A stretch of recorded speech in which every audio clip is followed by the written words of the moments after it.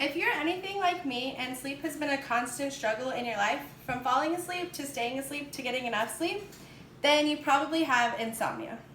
Insomnia is any number of sleep problems that can cause you to not get enough sleep and have problems throughout the day. These illustrations show a great representation of people who have insomnia who are struggling to go to sleep. The one on the left shows a guy who is counting sheep the whole night and still can't fall asleep.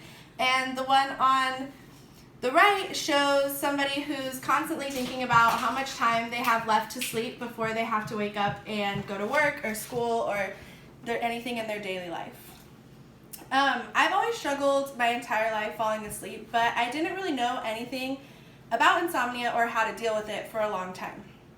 There's a lot of overly advertised natural supplements and medications that claim that they can get rid of your insomnia, but it's really just to make a profit and it doesn't really work. And it can make it really confusing when you're trying to navigate your life with insomnia. It's important to deal with these issues before it starts to negatively impact your life. First, you need to identify if you have insomnia by learning a bit about it. Second, you need to determine the reasons that could be causing your insomnia. And third, learn what you can do to start dealing with your chronic or short-term insomnia. So what is insomnia? And how can you tell if you have insomnia versus just an occasional restless night, which is normal?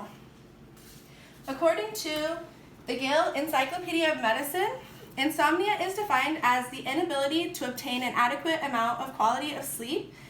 The difficulty may be in falling asleep, remaining asleep, or waking up too early.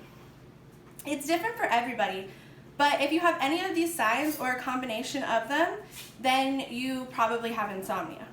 An article in the Anxiety Disorders Sourcebook describes how it's common to go through a few days of normal sleep followed by days of bad sleep, and you might not have bad sleep every single night to have insomnia.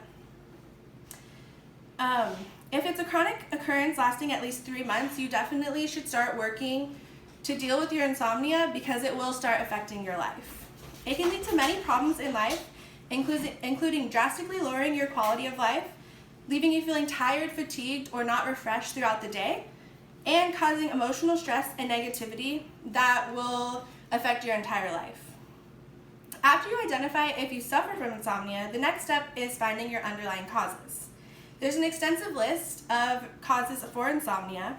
The short-term ones include obvious ones like drinking caffeine throughout the day, especially during the evening, taking long naps, jet lag, inactivity through the day, worrying too much, and even positive stresses such as getting married, having a baby, or going on a vacation. If you're anything like me and sleep has been a constant struggle in life and you don't have any of those symptoms, then you need to start looking at the small changes you can make throughout the day to help your insomnia. Long-term insomnia can be caused by other disorders such as menopause, thyroid disease, restless leg syndrome, anxiety, disorder of your circadian rhythm, autism, or any other neurological disorders. Any medication such as beta blockers, antidepressants, or allergy medication can also cause insomnia. Now that you know that you have insomnia, you can work towards managing it. The first thing that you should do if you have insomnia is see your clinician to rule out if you have any of those disorders that can cause insomnia.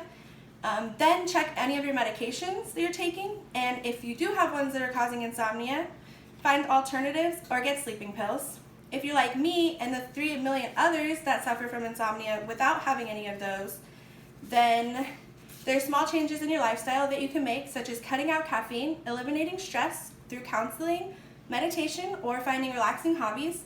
And don't worry, because if you worry about not falling asleep, then it's just going to make it worse.